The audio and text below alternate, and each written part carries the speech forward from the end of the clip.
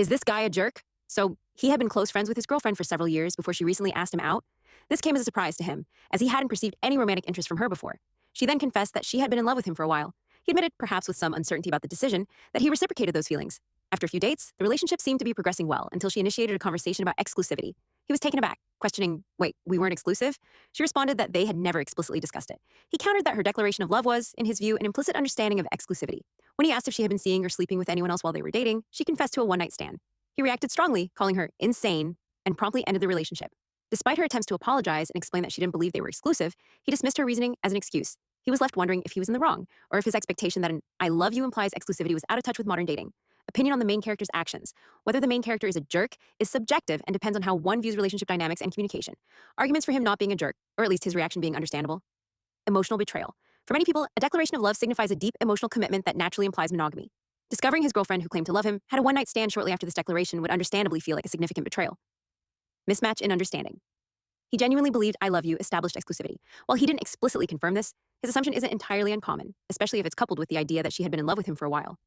Hurt reaction, his strong reaction, calling her insane, ending things, can be seen as an immediate expression of deep hurt and shock rather than calculated cruelty. Arguments for him being a jerk, or aspects of his behavior being problematic.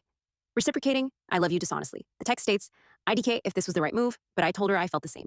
If he wasn't genuinely in love with her but said it anyway, he started the romantic phase of their relationship on a dishonest footing.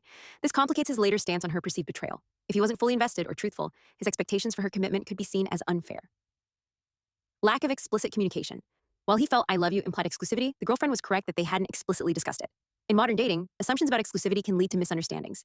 A direct conversation, especially after such a significant declaration, would have been prudent. Harsh reaction, calling her insane and immediately ending things without a calmer discussion could be perceived as overly harsh and dismissive of her perspective, even if he was hurt. Refusing to even consider her explanation that she genuinely didn't think they were exclusive comes across as rigid. Accusation without nuance. Telling her she was just using that as an excuse shuts down any possibility of a genuine misunderstanding on her part. Conclusion. The main character isn't necessarily a jerk for feeling hurt or for wanting exclusivity after an I love you. Many would share his expectation. However, his actions aren't entirely without fault. Initial potential dishonesty. If he wasn't sure about his feelings when he said, I love you, that's a foundational issue. It's not fair to hold someone to a standard of emotional commitment that you yourself haven't genuinely met. Communication breakdown. While his assumption about exclusivity is understandable to many, relying on an implied understanding for something so critical in a new relationship is risky. A clear, calm conversation about expectations would have been better.